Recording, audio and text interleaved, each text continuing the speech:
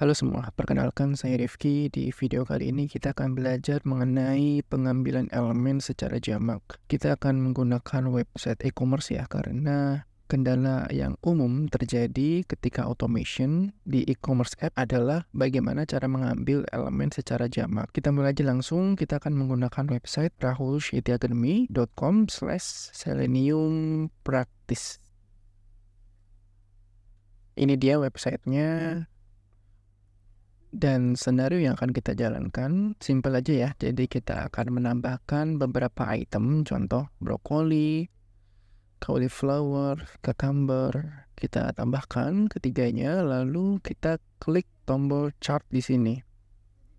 Setelah itu kita akan mengklik tombol proceed to checkout. Tampil halaman invoice, kita akan input promo code di sini, Rahul Shetty Academy, di apply. Dia akan loading, nanti akan tampil kode applied. Lalu kita akan klik place order di sini. Kemudian kita akan memilih country, kita pilih negara. Di sini kita pilih Indonesia. Lalu klik checkbox yang ada di sini, kemudian proceed, kemudian tampil halaman successfully checkout, dan otomatis halaman akan kembali ke bagian pilih item. Kelihatannya aplikasinya sangat sederhana ya, tapi kita bisa membuat sebuah validasi yang kompleks nanti di dalamnya. Kita kembali ke Eclipse-nya, coba kita buat package baru di sini, new package. Kita beri nama e-commerce. Finish, lalu kita tambahkan kelas baru di sini. Kita beri judul green card demo. Ketik void main kita aktifkan. Finish. Kemudian basic syntaxnya kita tambahkan ya. Kita pakai Chrome driver. New Chrome driver. Oke. Kita arahkan kursornya ke sini, import, lalu kita arahkan URL-nya ke Rahul Shetty Academy Selenium Practice. Kita copy, paste di sini. Oke, langkah pertama kita akan mengklik beberapa item ya. Katakanlah kita akan menambahkan timun. Di sini ada cucumber. Kalau kita cek tombol add to cart, inspect element, di sini kita menemukan tag name button. Cuman kalau kita menggunakan tag name button ada 36 elemen matching ya. Jadi semua tombol-tombol yang ada di sini itu terhighlight. Kalau kita lihat tuh add to chart, semuanya ya. Jadi kalaupun kita kekeh tetap menggunakan tag name, saya yakin elemen yang akan diklik oleh Selenium adalah tombol add to chart yang pertama atau bahkan mungkin yang paling atas nih. Karena Selenium itu akan mengeksekusi dari pojok kiri atas sampai pojok kiri bawah. Jadi sepertinya akan mengklik tombol filter ini terlebih dahulu. Gitu. Nah, ini gimana caranya supaya kita secara eksplisit memilih tombol add to cart yang elemennya berasal dari si cucumber ini. Sekalipun kita coba pakai teks, nih kita ada teks ya, add to chart. Sebelumnya kita udah pernah belajar caranya mengambil lokator berdasarkan teks menggunakan XPath. Caranya slash terus button. Ini kita zoom ya. Nah, ini dia. Kita ke sini slash button, kurung siku, teks, buka tutup kurung, kemudian sama dengan kutip value-nya add to chart. Lalu seperti ini. Ini adalah bentuk umum XPath menggunakan value teks pada elemennya. Kita enter, dapat nih 30 elemen matching juga, yang mana semua tombol add to chart itu terhighlight ya. Gimana dong caranya nih? Caranya adalah pertama kita harus mengidentifikasi produknya terlebih dahulu. Kemudian baru kita bisa klik tombolnya. Karena kita nggak bisa secara langsung mengklik tombol add to chart ini. Harus ada pembeda di antara tombol-tombol yang lain. Pembedanya adalah si add to chart ini punya item yang berbeda. Gitu. Coba ya kita arahkan lagi elemennya pada teks si cucumber ini. Kita punya kelas product name.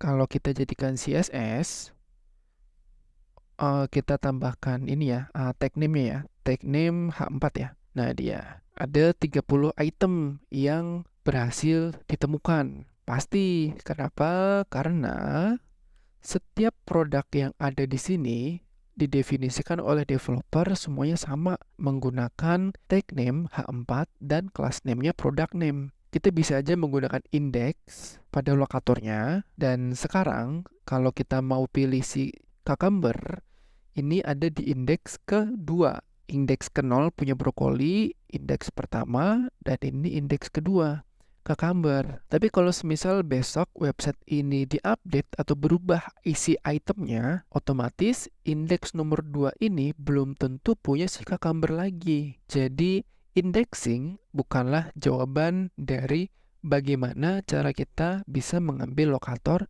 si add to chart ini. Oleh karena itu, kita nggak bisa langsung memberikan indexing pada elemennya di sini. Kita akan mengekstrak nama itemnya dengan pemrograman Java. Nah, ini elemennya yang udah kita cari, kita copy, kemudian kita paste pada Selenium-nya. Driver, ini saya zoom ya. Driver.find element. Di sini kita nggak boleh menggunakan find element yang seperti biasanya, tapi kita harus menambahkan s di sini. Jadi find elements gitu ya. Kenapa? Karena lokator yang kita punya itu mempunyai 30 elemen matching. Jadi bentuknya jamak. Maka dari itu yang kita gunakan adalah find elements menggunakan s ya di belakangnya. Kalau di bahasa Inggris bentuk jamak memang harus ditambahkan s di belakangnya. Oke, langsung aja masukkan by CSS selector. Terus masukin deh si lokatornya, titik koma. Lokator ini mau kita apain? Kita proses ya dengan bahasa Java ya. Jadi kita masukkan ke dalam variabel dengan tipe data web element. Oke, nama variabelnya products. Nah, seperti ini. Terus si Eclipse akan mendeteksi bahwa sintaks ini error. Kenapa errornya? Kita lihat ya, kita arahkan kursornya ke sini. Si Java minta lokator ini dimasukkan ke dalam array list di sini. Jadi kita klik aja change type of products to list. Klik. Nah, berubah deh.